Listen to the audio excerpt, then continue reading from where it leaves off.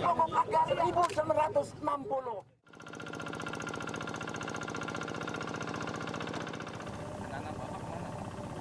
Ya anak-anak ya apa ya,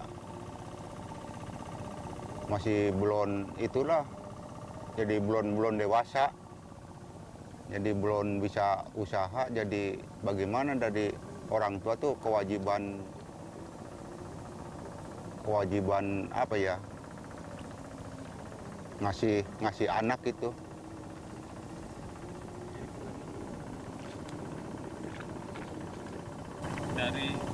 Dari semua anak Bapak itu ada nggak kira-kira yang mau jadi petani kalau Bapak sudah nggak jadi petani lagi? Ada satu. Iya. Laki-laki. Oh, ya, laki-laki. Iya, yang laki-laki. Ceritanya aja Pak, dulu dia ngebantu Bapak. Ya kalau yang dulu ya memang milu-milu dengan saya. Kalau saya kerja ya milu kerja. Kalau saya waktunya panen ya milu panen. Milu dibuat begitu. Ya kalau dulu mah berarti motong, ngagebot. Tapi sekarang pakai rontok. Kalau yang dulu masih umur berapa ya? Umur 12 tahunan. Masih bisa milu-milu ikut-ikut sama bapak gitu ke sawah. Ya dan galeng, namping galeng, nyuruhin ke situ ke sini ya nurut lah. Iya itu yang harapan bapak. Sekarang dia kemana Pak? Sekarang ya udah dewasa ya udah udah punya istri ya nggak ada di sini.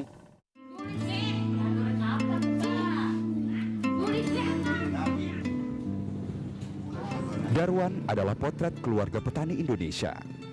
Petani tua dan anak-anak muda yang tak berminat menjadi petani. Walhasil, Darwan di usianya yang sudah senja masih harus mencangkul dan berlumuran lumpur dan peluh di sawah.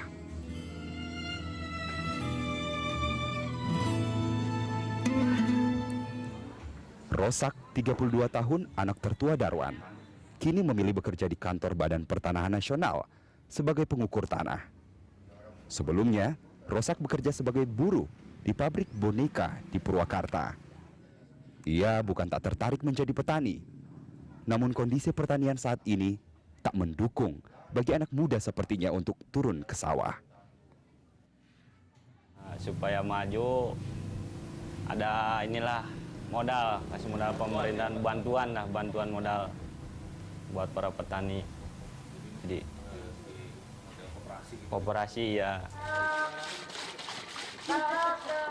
Sama seperti pilihan kakaknya, Cici, anak kedua Darwan, bahkan tak pernah terpikir sama sekali untuk bertani.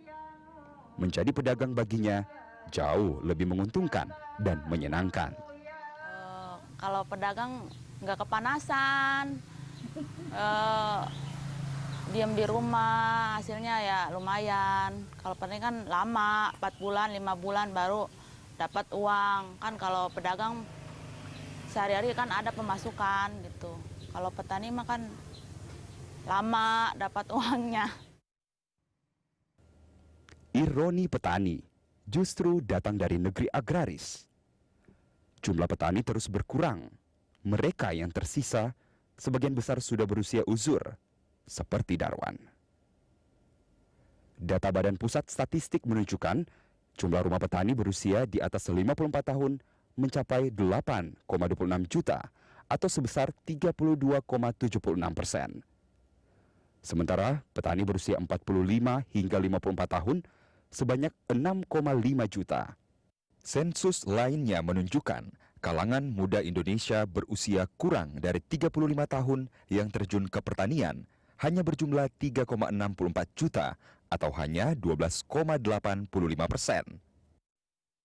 Ketika jumlah petani menurun itu berarti bahwa menjadi petani itu sangat tidak menarik. Anak-anak muda tidak ingin melanjutkan tradisi bertani. Yang kedua, tidak ada usaha untuk membuat tata cara pertanian modern di desa-desa kita sehingga membuat angkatan kerja itu tertarik ke dalam dunia pertanian. Meskipun kita tahu bahwa angka 145 triliun impor itu adalah angka ekonomi yang besar, kue ekonomi yang besar yang bisa harusnya diisi oleh pertanian kita.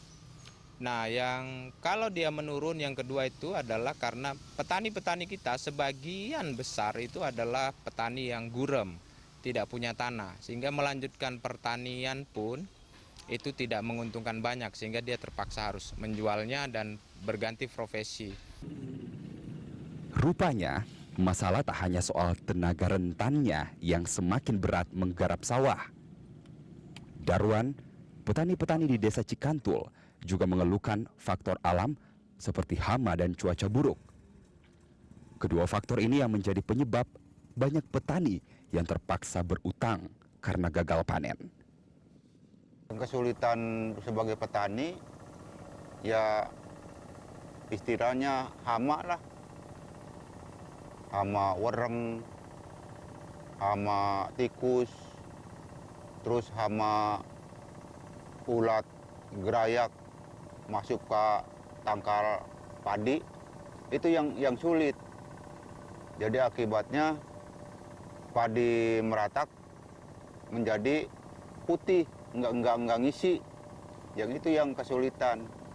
Nah, kalau begitu tolong kalau ada pertanian yang bagus atau obat-obat yang bagus, kasih obat yang bagus supaya ngebunuh lalat yang ada di dalam batang padi.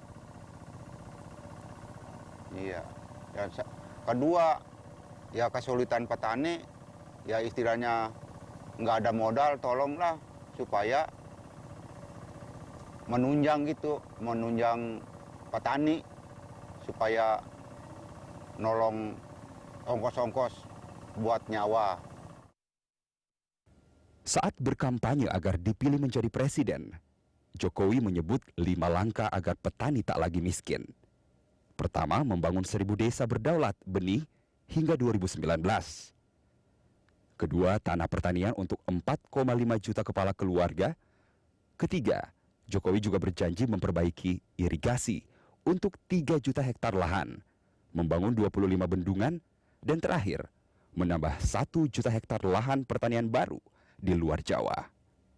Ya, ke depan harus ada sebuah keberanian untuk menentukan sebuah kebijakan seperti yang sudah sering saya sampaikan kan.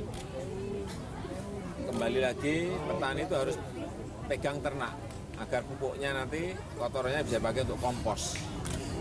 Kemudian juga diarahkan mereka untuk menggunakan pestisida alam sehingga ramah lingkungan tetapi juga tidak membebani biaya. Yang ketiga, benih-benihnya juga benih yang lokal, tidak beli mahal, bukan benih import. Ini penting sekali karena kalau ini sudah terbebani oleh biaya-biaya yang tinggi, pupuk, benih, pestisida ya, karena kosnya tinggi, hasil mereka menjadi sangat rendah, 330 tadi.